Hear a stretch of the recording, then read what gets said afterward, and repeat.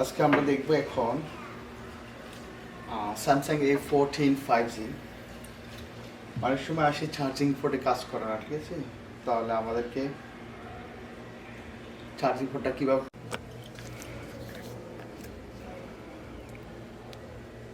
এই চার্জিং পোর্টটি কাজ করতেছে না। এখন আমি এটিকে ফিক্স করব, কিভাবে করতেছি দেখেন।